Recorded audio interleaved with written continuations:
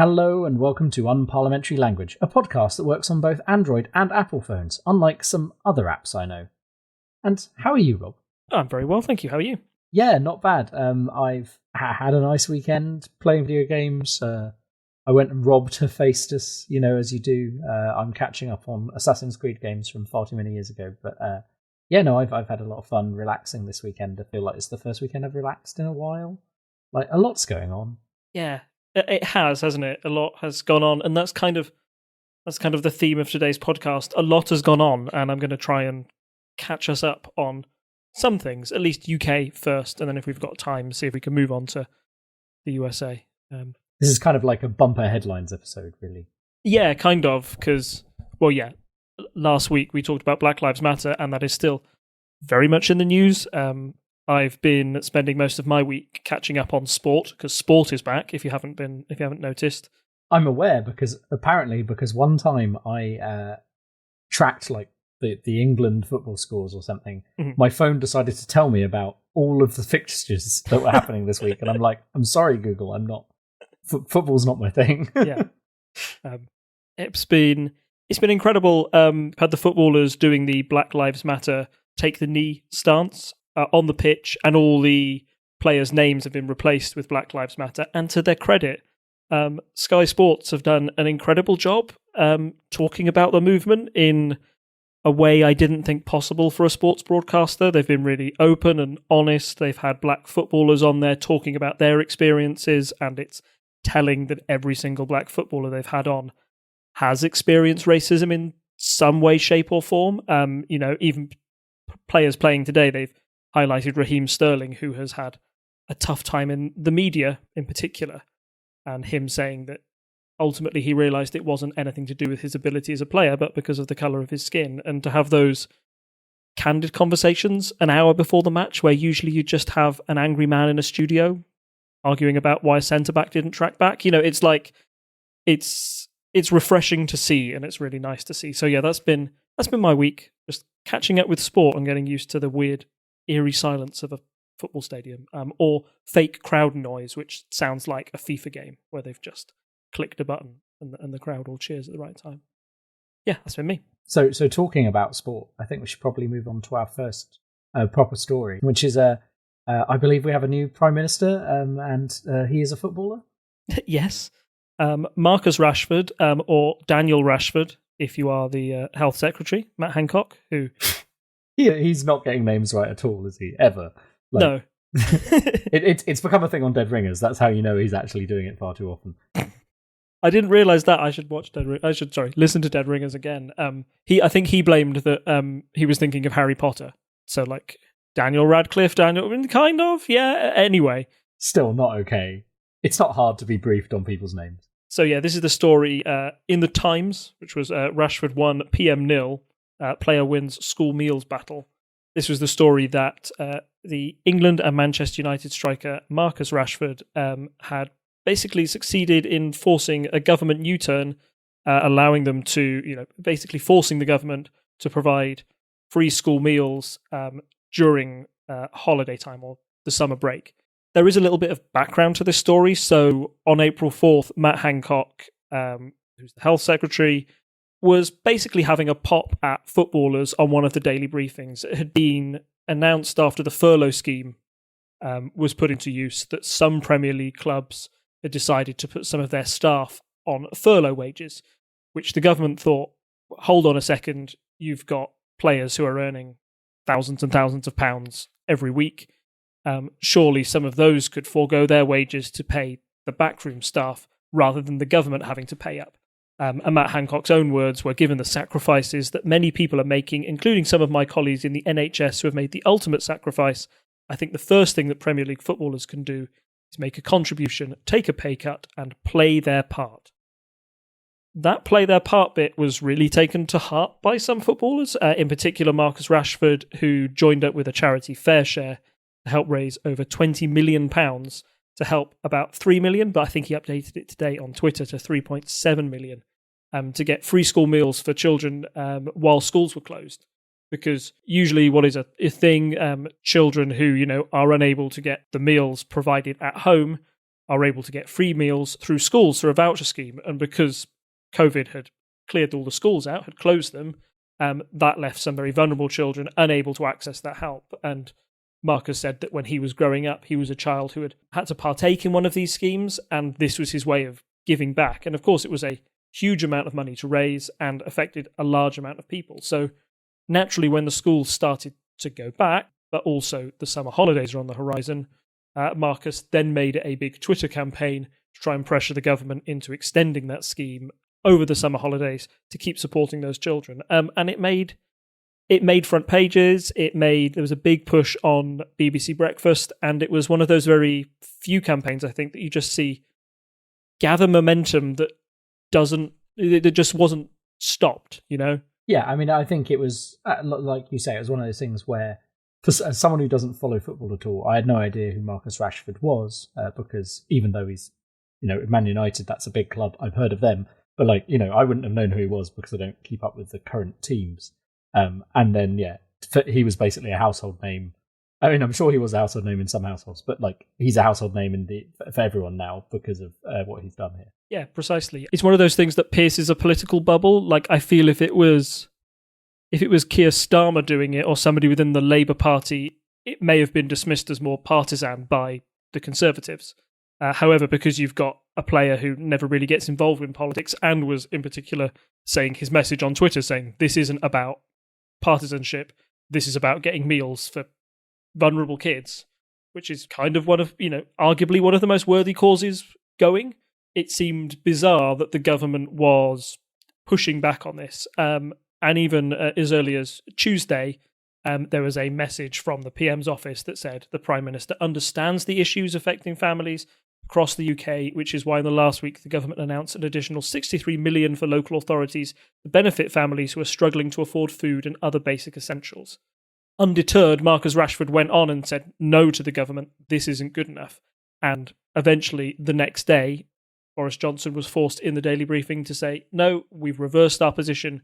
We are going to allow, I think it's an extra £120 million of funding to extend this scheme over the summer holidays. Seen as a massive victory for, people power and the ability to, affect the government, but also kind of going on to the theme of what this government has been doing during this crisis. I just wanted to highlight how it's another U-turn. Yes, precisely. This is a government that seems to be reacting to events rather than controlling them, and got a few other examples. Oh, yeah, sorry, before I move on, I just wanted to talk about the headline the next day, which made the government's actions feel a little even more hypocritical.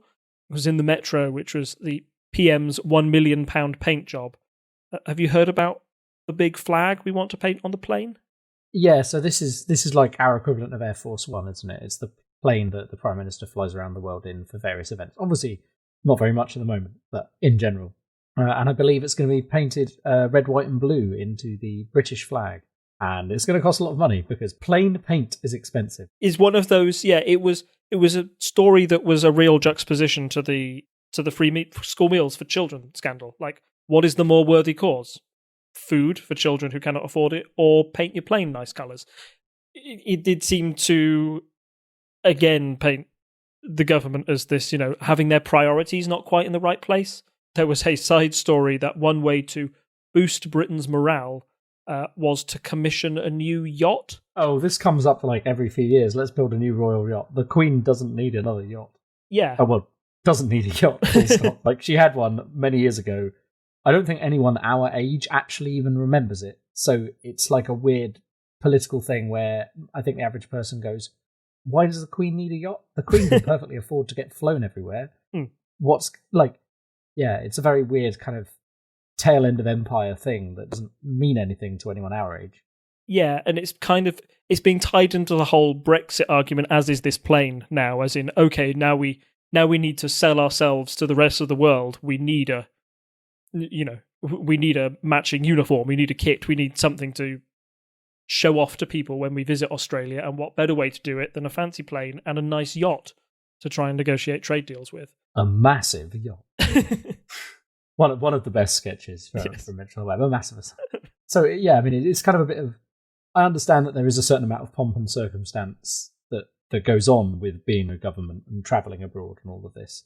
And like you get similar stories. I'm sure there was one when I think it was President Trump bought a load of new pens, and people were complaining about how expensive it was. But actually, when you compared it to Obama's pen purchase, it's basically the same. Basically, every time there's a new president, they buy a load of pens to give away as gifts.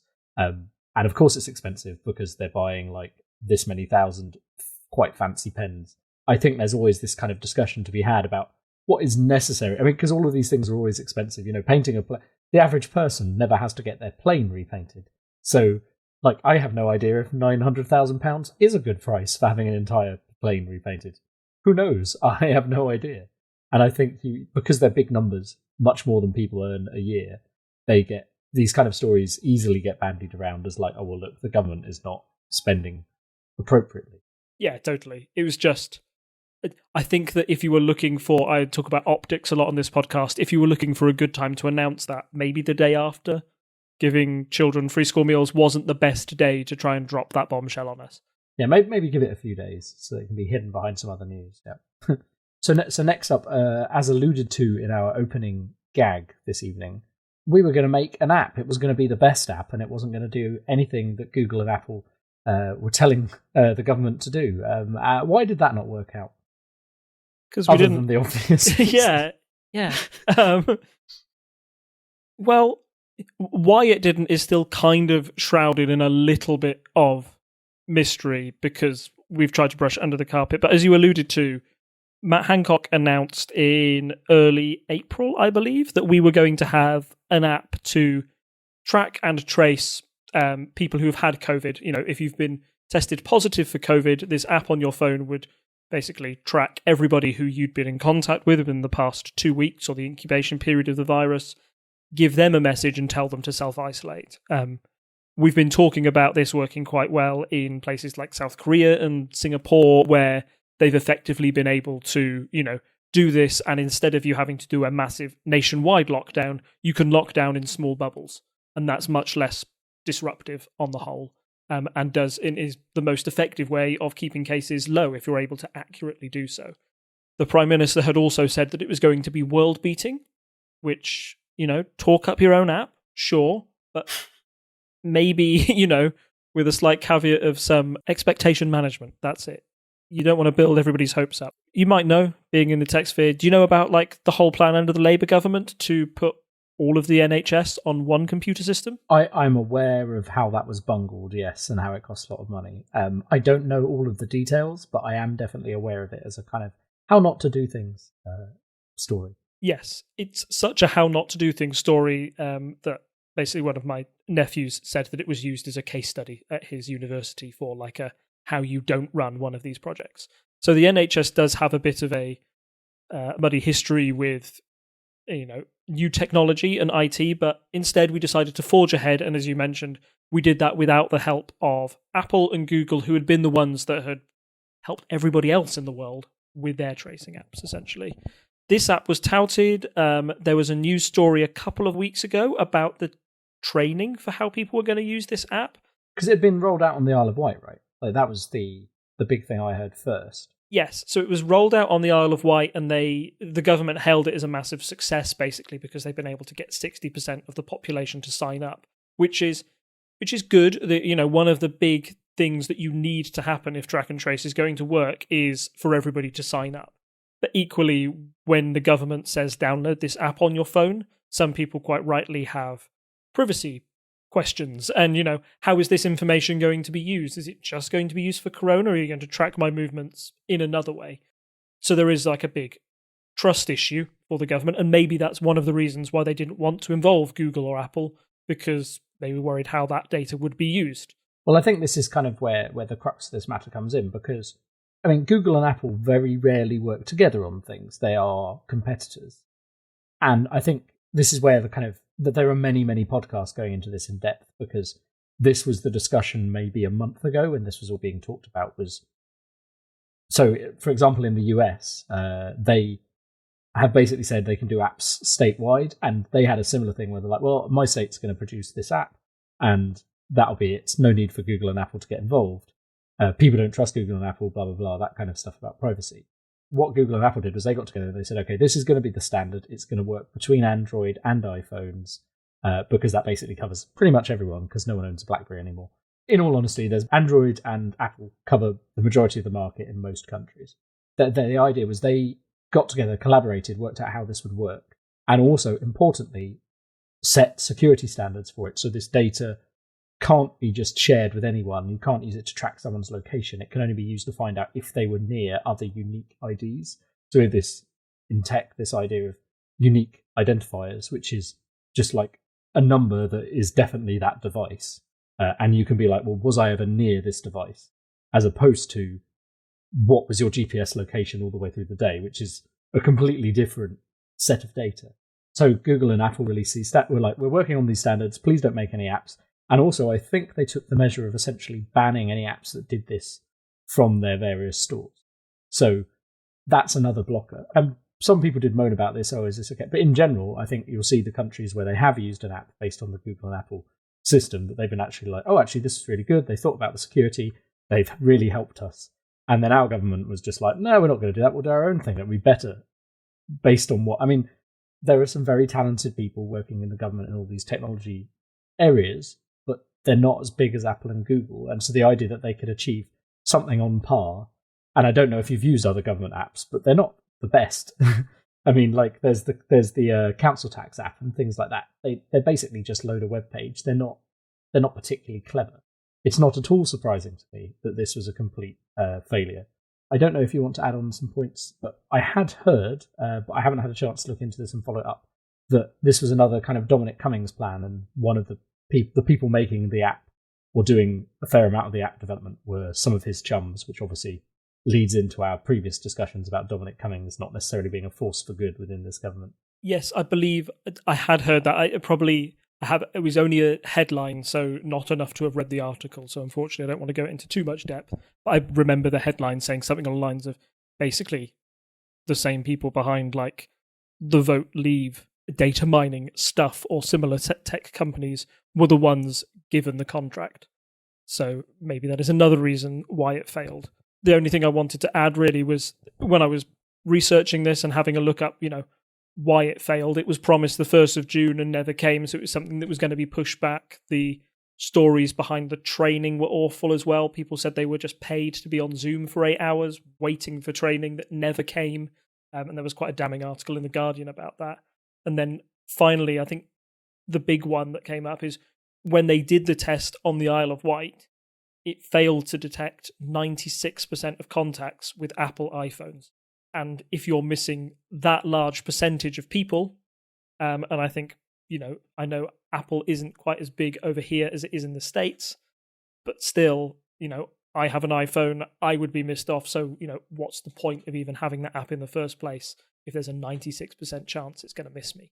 I mean, I don't know how many friends you have, but if you got together 25 of your friends, assuming they all owned iPhones, and said, oh, it's only going to work for one of you, that's pretty awful. I mean, I know people are bad at phrasing percentages, but normally, but 96%, pretty big percentage of not working.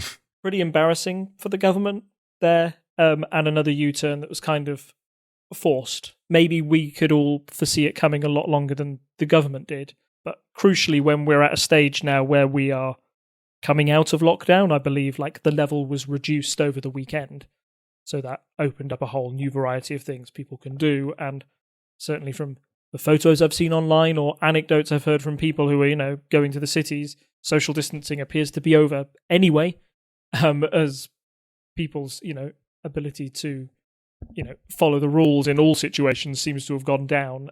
This would have been a really good time to have that app working. If, as the headline in the Independent suggests, that we won't have an app working until December, then that's a lot of lost time for a virus that we already know. We knew about that virus in February, and a month later we were locked down. If we have a second spike without that app, that's a big deal. So our next topic on U-turns, another one related to the health service, the NHS Surcharge. So can you explain what that is? Because I don't know if everyone actually knows what it is. It sounds like, on the face of it, it sounds like paying more to access the NHS, which I'm not sure that's what it is at all. No, so it applies to people who are working for the NHS. So if you're a non-EU national and you come and work for the NHS, as part of you signing up for that, you pay a £400 fee as a surcharge for the benefit of having a job in the NHS.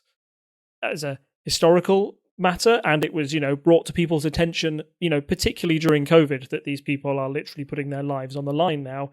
It does seem a little bit unfair for them to be paying £400 for the privilege. This was kind of an example of a Labour-led U-turn. I think this was one where Keir Starmer really took the lead on it and essentially forced the Prime Minister into a U-turn in PMQs. And this is another thing that we're going to, talk about. There have been other U-turns that Keir Starmer has come prepared to grill the government, and Boris Johnson's response has been, actually, we're U-turning on that. We're going to, go back and we're going to get rid of that surcharge. It was even brought up in PMQs last week, or this Wednesday, where Keir said, you said you were going to do this, but actually there are people still paying the fee. And the Prime Minister was forced to say, well, yes, because essentially because they'd had to work so quickly to get that U-turn in place, nobody had officially got rid of the surcharge, so they are going to reimburse those who paid the surcharge in between the time PM announced that they were abolishing it. But it's kind of I would say that this is a show that Boris Johnson isn't very good at PMQs if he feels his only way to defend himself is to do constant U-turns, because it does suggest a slight sort of weakness in his leadership. And secondly, it shows how big unifying factors like the NHS, I think you remember during lockdown, like the applause and everything, and the NHS has got a heightened status throughout this crisis. Now people are looking at some of the kind of odder things that we did in the NHS. I didn't know about this surcharge until it was brought up, but it does seem unfair that you have to pay for the privilege of working when actually we want to recruit as many doctors and nurses as possible into the NHS. So, yeah, it's another flashpoint. Another U-turn in this list, the bereavement scheme for doctors and nurses who die from COVID. How did this work exactly? As well, again, another thing I'm not very read up on myself. This was similar to the above. Essentially, it was another sort of odd loophole that the government had. They set up a bereavement scheme that said doctors and nurses, if they died from COVID, their family could stay in the UK if they weren't a UK national. However, this didn't apply to other NHS workers in other positions, such as porters, cleaners, etc. Typically those on less money who could, were equally putting themselves at risk by doing important jobs in the hospital. It wasn't seem fair that they weren't given the same rights as doctors and nurses when they were putting their bodies on the line. So quite rightly, the government decided to do a U-turn on that and say that the charge applied to all NHS workers. Again, another sensible U-turn. And again, another one featuring around the NHS where people seem, there is a spotlight on the NHS and people want to make sure things are as fair as possible. However, again, it does make the government seem a little bit weak in that sense by having to, why didn't they think of this? Maybe not weak, but ill-prepared. Why didn't they think of that before when you have such an obvious hole in that? The bereavement scheme was created specifically for COVID. You must know that not only doctors and nurses will be affected by this in hospitals. Why not extend it and save yourself a lot of trouble? It seemed short-sighted on the government. And I think our final one in the list is remote voting for MPs. So there was a lot of talk when this first happened. So we had the remote PMQs and things like that. So with social distancing in force, you obviously can't get the vast majority of MPs into the chamber because, it was designed, I think, if correct me if I'm wrong, I believe the chamber was designed with something like 450 MPs in mind, maybe 500, and then was maybe updated a bit, but we now have 625 MPs or thereabouts. So it's already a bit hard to get everyone in there normally, and with social distancing, it's just not possible. It's like, it's like our buses now can only take 8 passengers because when you have to be 2 meters distanced in all directions, it's really hard in an enclosed space. So we had all these online PMQs and there were some online votes. And then quite quickly, Mogg pops up and says, oh no, that's it, you've got to come in and vote. And there was this massive conga line outside of Parliament as everyone had to keep 2 meters social distancing to vote on issues. Yeah, and again, it was an odd move. Particularly, it seemed to be spearheaded by Jacob Rees-Mogg, who was maybe the man the Conservatives wanted to lead that one, because his argument was sort of, well, it's tradition, and if there's anything that Jacob Rees-Mogg does well, it's, pointing at something from the 1890s and said, we did it that way back then, why don't we still do it that way now? Another reason people thought that Mogg wanted to bring people back into the chamber was because Boris had been performing poorly at Prime Minister's questions, and they felt he needed a bit more jeering, the whole, our tradition of if they went like that behind Boris Johnson, maybe some of his points would come across as more coherent. I disagree on that point, but still, that's what he thought. So he implemented this voting system that got nicknamed the Mogg Conga, because you had this huge line of MPs lining up. At some places it wasn't effective. There was a part where they had to go down an escalator, and people started to bunch up at the bottom. So it seemed to make the whole thing a bit of a farce. It also took ages to do. It took MPs, I think if you needed all of them to vote, it took them about like half an hour to 45 minutes to go through the whole process. So the whole thing took about 45 minutes. And even during this in the queue, you had backbench Conservative MPs openly disagreeing with the policy, only to go ahead and vote on it. Which seemed bizarre, but they were well whipped. But a lot of Conservative MPs voted for it because, one, they were whipped and didn't want to go against the government, but two, it was very easily undermined. Even former Chancellor of the Exchequer, George Osborne, put on Twitter that if he was a cheeky Labour whip or somebody who wanted to show how silly the system was, you could just put through a load of motions, amendments to a bill and force them all to be voted on, and you could spend an entire day just voting on these amendments to get them rejected. Everybody could see, one, how silly it was, and two, the big problem was that Jacob Rees-Mogg didn't allow people to vote virtually. They couldn't do it online. You had to be there in person, and there were a lot of MPs who thought that this denied them their right to vote when they might be shielding for a certain position or acting as a carer in certain cases, or not wanting to make the trip down from their remote constituency down to London to vote during times where people were being told off for non-essential travel. So eventually that was one that was overturned again in PMQs. Boris Johnson just announced that the government was now looking into making sure that people could vote online again. That was another bizarre one, because again, it's the government making a rod for its own back. That was one where even its own MPs could very clearly see that system wasn't going to work. They voted on it anyway, and then were forced into a quick U-turn when everybody could see how silly it was, having enacted it. I think they only did it once, the full Mogg vote, which really goes to show that, it was a failure. So we've outlined a number of different U-turns that have all come with different reasons, and I think you started to allude to the idea that this is a particular problem in the Johnson government itself. Do you want to say a bit more on that? Because I mean, my first impression is that it's not surprising to me that with Boris's style of kind of bluster and saying things a lot, that it's not surprising he would say one thing and have to suddenly say the next thing the next day because of his style. But also it does seem to be becoming a very regular pattern now where they're saying we'll do one thing and suddenly something else. And how long does it take for the number of U-turns to start to undermine a government's trustworthiness, if you trusted them in the first place? So, I think you're right there that Boris's style does lend itself to U-turns, particularly at the dispatch box, where he does seem to act off the cuff a little bit more rather than have planned statements. It's very easy for him to misspeak and have to go back on that. You can see this as Boris's time as Foreign Secretary over the Nazarene Zaghiri-Ratcliffe fiasco, where essentially Boris Johnson said something to the effect that she was a spy. I think that was right, or essentially undermined the whole UK's argument for getting her out there under false spy charges, as we attested, but misspoke and undermined her safety, and is in a situation where she was still in Iranian jail, I think, until coronavirus hit. when she was Yeah, released. I think she was released this year, right? So yes, yeah, and that was back from his time as Foreign Secretary back in 2017. Yes, there we go. Yeah, he was urged to correct a statement that she was working in Iran rather than being on holiday in Iran, suggesting that she was working kind of undermined a whole lot of British argument about why she'd been detained incorrectly.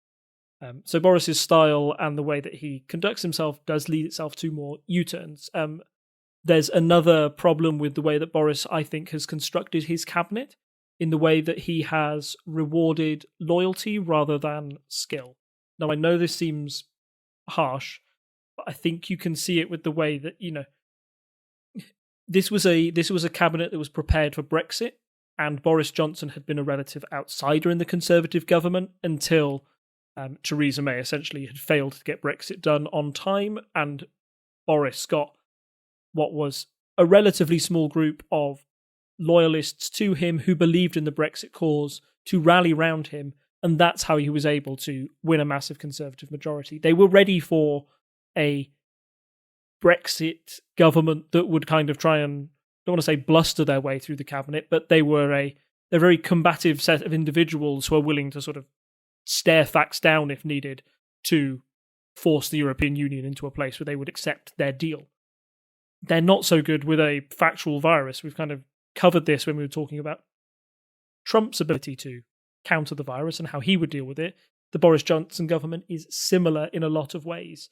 And that disorganized cabinet, along with their lack of ability in some aspects, means that you get daft decisions being made or things overlooked. I know Matt Hancock's got a lot on his plate at the moment, but forgetting about those workers in the bereavement scheme, or allowing there to be a surcharge still to be paid for non-EU workers, looks really bad when the NHS is going through a crisis. We've already talked about how Mogg's crisis was almost entirely, self-made by Jacob Rees-Mogg trying to get something traditional back into government and trying to do a bit of a PR exercise, really, by saying, look, politicians are back, people should now go back into schools and businesses should reopen. That was kind of the PR exercise they were going for. However, in reality, you still have to shield people, you still have to keep 2 meter distance. There are things that prevent you from things going back to normal.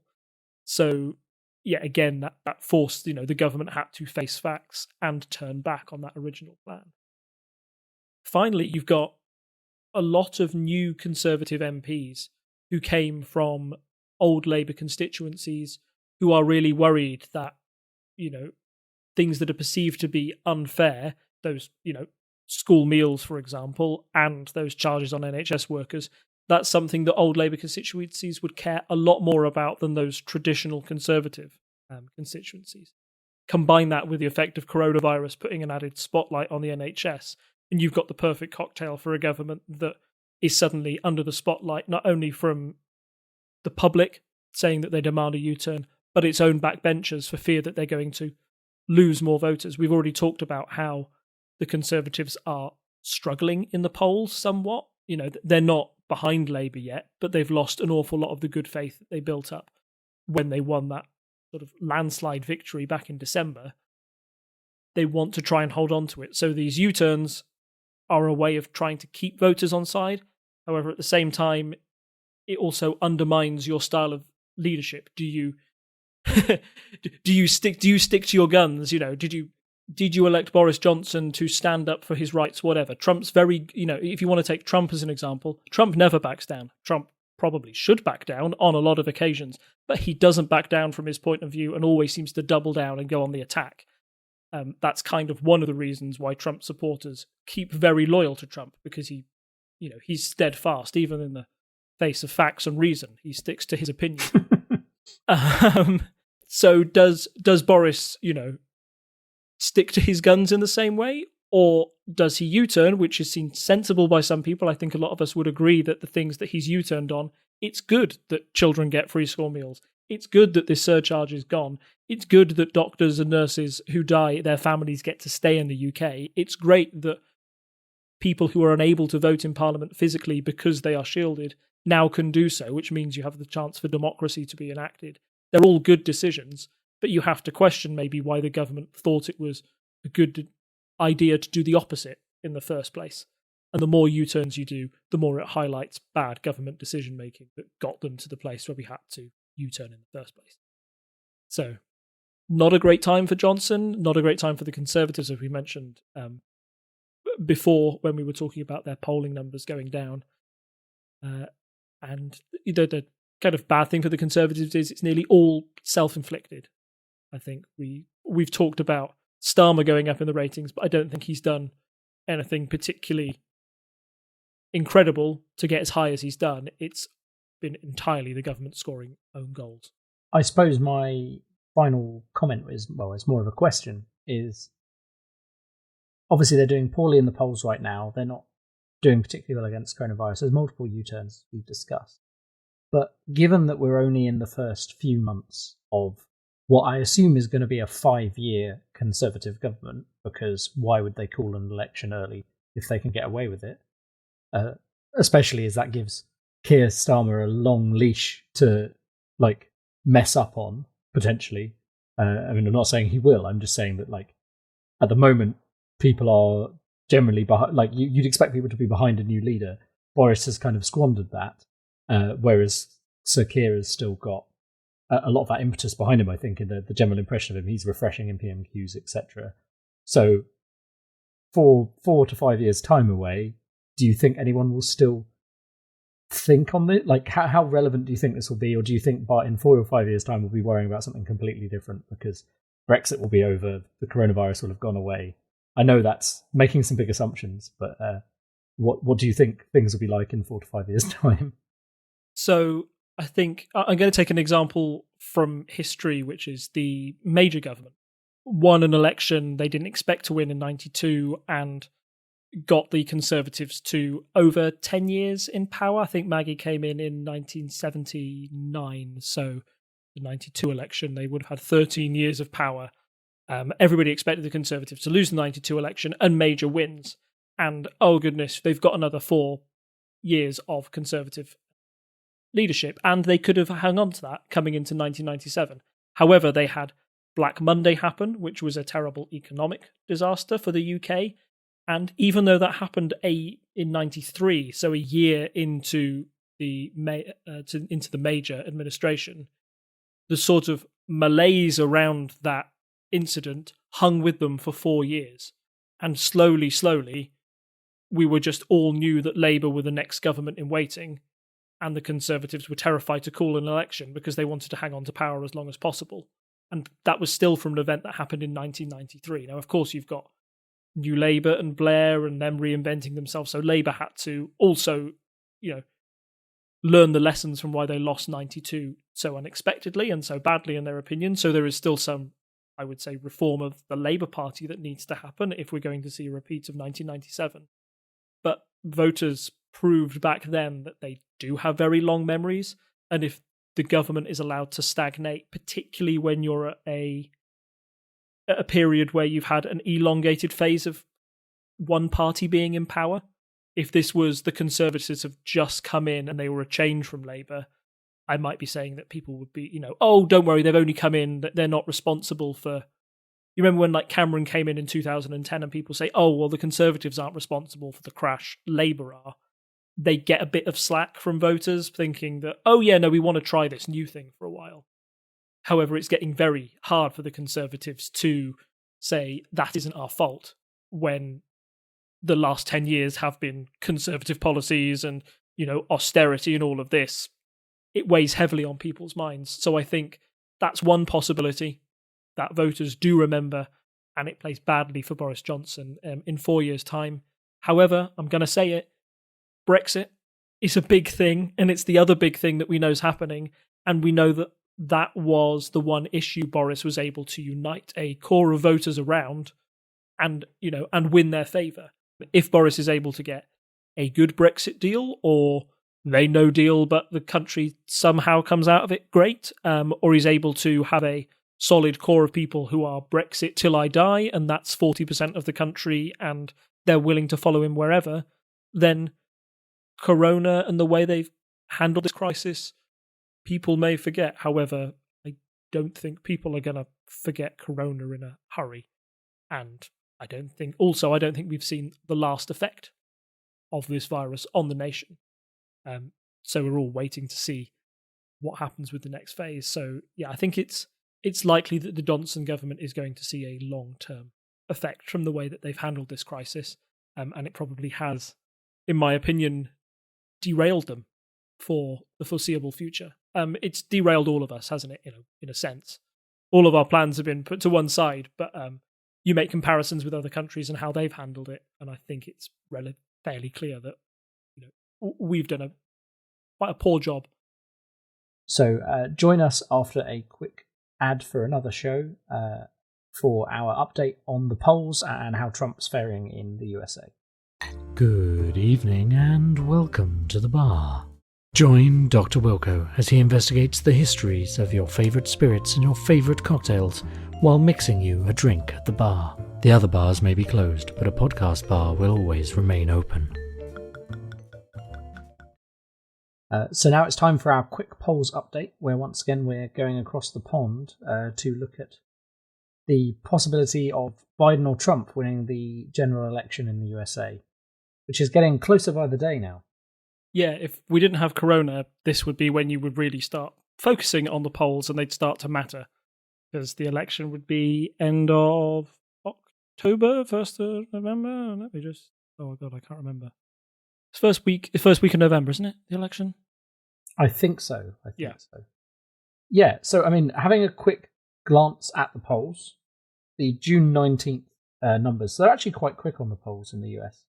The current rolling average is Biden on 50.4% and Trump on 41.5%, which is, I mean, that's quite a gap still, and that is consistent. And if you look back, this link will be in the show notes again and probably a picture.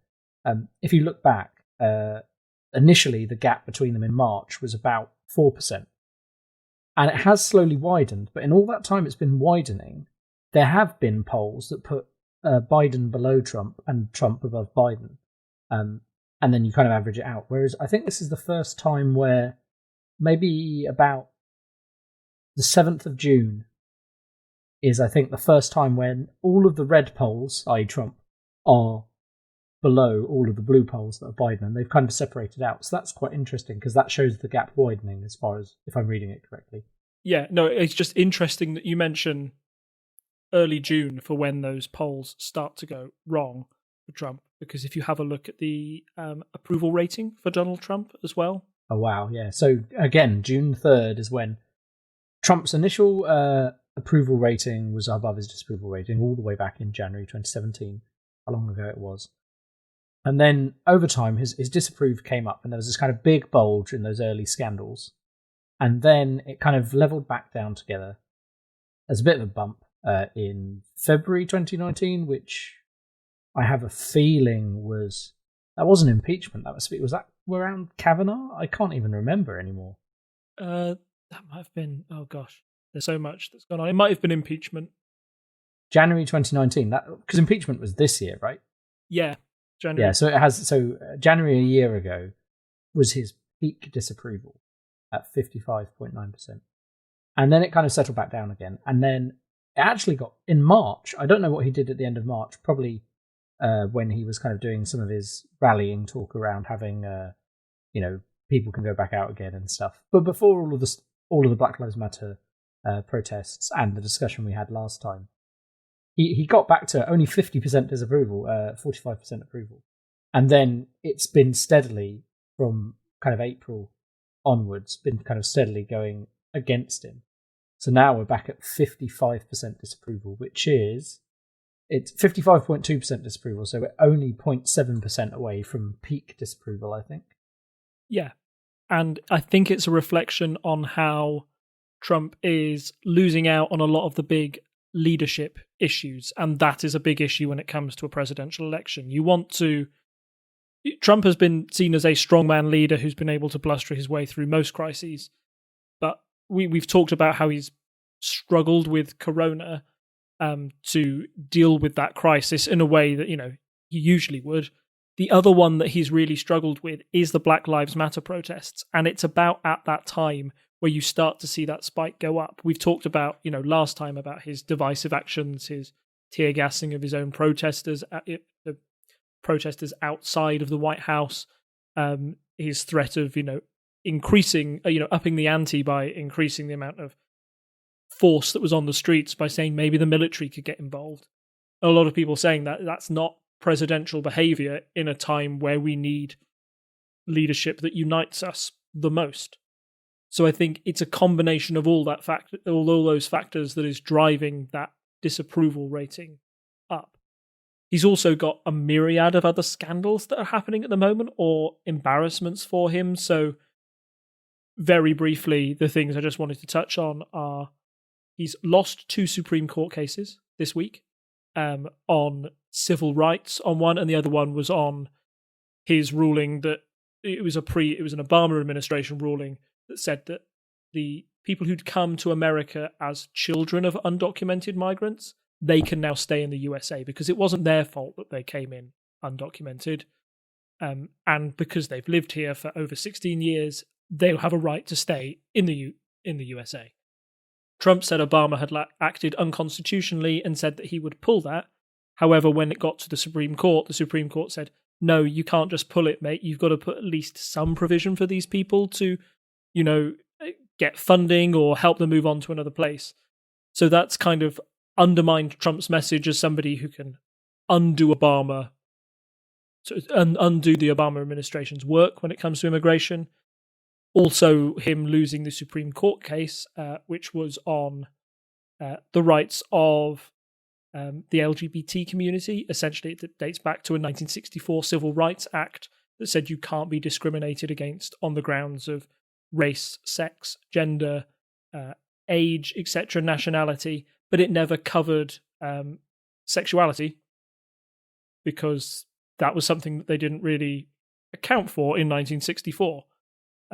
People have been arguing that it should do, and that affects employment law.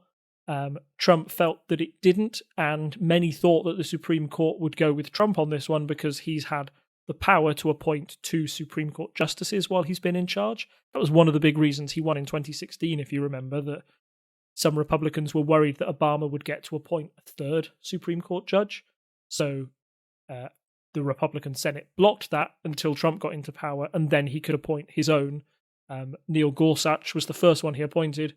However, Neil Gorsuch voted in favour of upholding the 1964 Civil Rights Act and applying that to sexuality, which seems to have undermined one of Trump's reasons for putting him in there.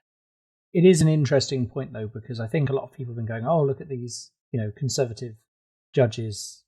I think a lot of people see the judges as a bit more political than they are. They can act in a political way because they set a precedent. So I mean, obviously, everyone is affected by their own political opinions, but I think it's clear if you look at those opinions that this is done on I'm not going to get the right legal term here, but basically it's done on the kind of like, these are the rules, we should follow the rules, like upholding what is the literal law, and that this doesn't necessarily mean this is going to help out in other cases. Like this isn't like, oh, these 2 conservative justices are actually secretly liberal justices. It's more that it's basically that in all of these things, Trump's administration has been sloppy, and essentially that the TLDR of these opinions is, do it right. Like, don't mess this up. How did you get this wrong? You have a team of lawyers.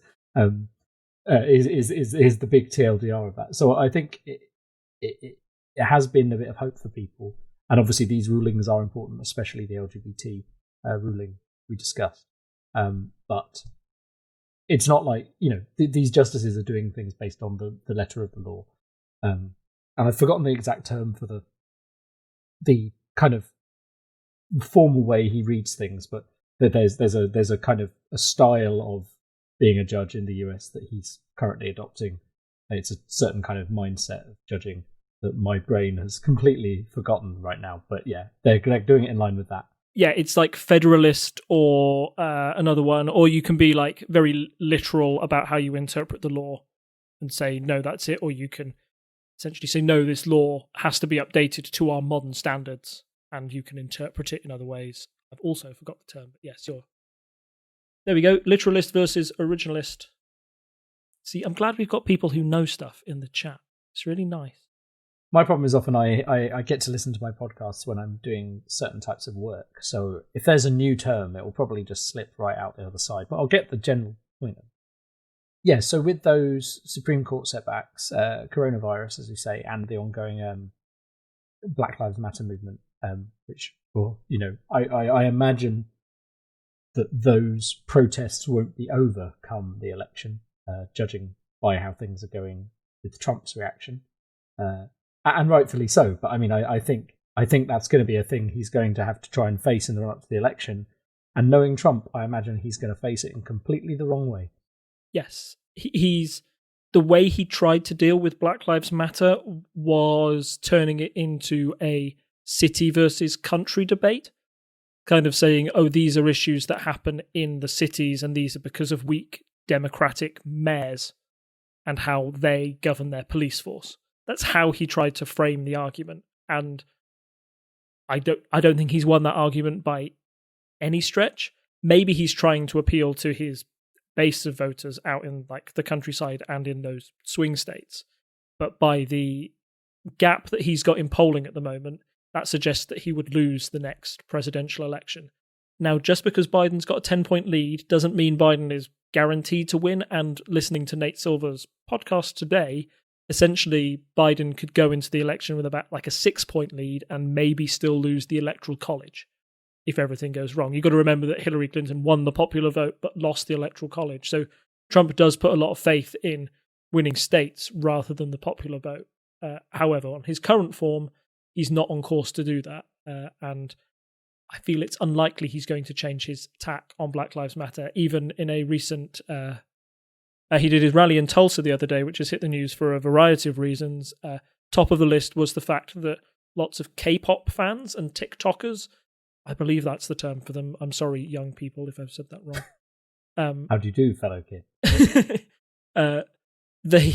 You could sign up for free tickets online. So they signed up for 1 million tickets, and Trump thought it was going to be sold out and have an outdoor arena, and then only 19,000. He didn't fill a 19,000 arena during a COVID crisis. He also decided to hold it on Juneteenth, which is a day of particular significance for the Black American community because that's a day of liberation for slaves. So again, seen as quite tin-eared and not maybe listening to the wishes of people on that day.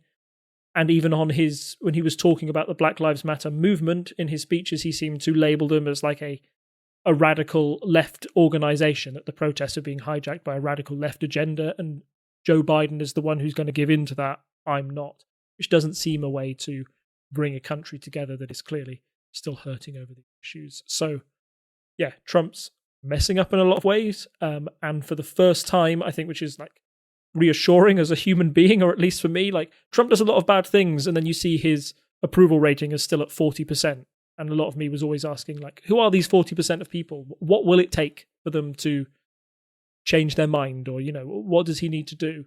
It appears now that it's getting closer to election day, and we've had 2 major crises that he's seen as, in my opinion, unable to deal with.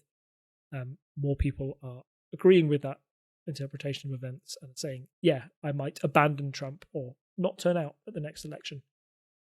Yes, no, I think it is frustrating sometimes when you watch things in politics. You're like, someone keeps doing stupid things and it's not affecting polling at all. How can this be? And you can start to feel like you're very much in a bubble. Yeah, it's good to see that there is some pushback on these, this is how politics is supposed to work, right? It's supposed to go back and forth between different parties and so on, or at least that's how it works in our 2-party systems. But yeah, it's good to see that people are starting to realise, and hopefully that will carry on into the election. The only other thing that happened to Trump this week, which made an extra bad week, was the book release from John Bolton, who is seen as a hawkish secretary, as we call him. He got released by the Trump administration after disagreeing with Trump on a number of foreign policy issues. And his tell-all book, although it hasn't reviewed very well in the New York Times, I understand, because it's not particularly well written, some of the revelations in there are quite telling or embarrassing for Trump. Among them, I think, was that he thought Finland was still controlled by Russia. he didn't know in a visit to the UK that we were a nuclear power, which is quite embarrassing. The fact that the whole photograph in the demilitarized zone in between North Korea and South Korea was something that just came about because of a Trump tweet. Nobody else knew anything about it. He tweeted it and said, yeah, let's do it. And suddenly it was policy. And that made it seem like, yeah, it paints an image of a very dysfunctional White House with people reacting to what the president does rather than them having formulated plans, particularly when it comes to foreign policy. Maybe most damaging for the president, it also includes claims about what happened with the Ukraine scandal, which was the main basis of the impeachment allegations. For the record, John Bolton says that he doesn't think that his testimony would have changed the results of the impeachment. And in a way, I agree with him, because it seemed that Republican senators, at least, were unwilling to impeach the president no matter what he did. But the fact that John Bolton wasn't allowed to even appear as a witness in the impeachment trial does seem a little bit odd, particularly when he chose to write a book about it instead, which has led some Democrats in this case to say, yeah, you shouldn't have just held your secrets to try and sell a book. Maybe you should have tried to do the right thing and get a president you felt unfit for office impeached. So there's that book, and there's another one on the horizon, which is written by Trump's niece, Mary, which is meant to be a bit more of like a revealing tell-all and the man behind the president, the man before the president, and have a few more personal anecdotes of how, he is behind the scenes. That one may speak to the public a bit more, and the fact that it's being released, I think it's due for release only like a couple of months before the election, will be, I don't know what the world is going to look like or what rallies or how debates are going to look like during that time. But certainly the world will be watching to see who the next president of the United States is. If something like that drops with 2 months to go, that's the kind of thing that can have a big impact and swing the campaign. And it seems to be a very negative view of Trump, and coming from a family member, somebody who's not meant to criticize you no matter what, that could be equally damaging. So in summary, Trump's polls not so great, but still at this stage, I think we have to take everything with a bit of a pinch of salt, as you say, because it's the Electoral College that matters. But if that base starts to come down, that could really affect it. So as always, Rob, thank you for joining me. Thank you, listeners, for joining us and supporting our podcast. You can do the usual things of sharing the podcast with people you like, people you think will be interested in it. You can share it as a podcast link is always the best. You can send people to our website, parliamentary.observer, and you can find us on Reddit, on Facebook. Come and comment on things. Come and comment on the website. That's always appreciated. And of course, you can rate and subscribe us on whatever podcast app you're using. That all helps. And you can support us at patreon.com/TTSS. I think there's nothing further to me to say than it's good night from me. And it's good night from him. Bye. Bye. Bye. Bye.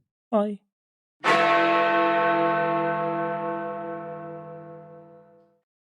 I just realised there was something I did forget to say. And that is that Helle's Marble Runs, the 2020 opening ceremony is up. It's in. Get in. I was watching, there was some fun ones the other day, and I've been watching the Cravendale ones. Seems a bit corporate, that one. He's sold out, but still, I'm glad he's making his money somehow. Cravendale on one side, John Oliver on the other. so yeah, that's awesome. Pane Plaint is expensive. Apparently so. Hi. Have you ever wondered what would happen if you took the schoolyard conversation of which one of my favourite fictional characters would win in a fight? Well, wonder no more. Join me, Chris, and my co-host Matt every other Sunday for Mish Mayhem, and you can find out.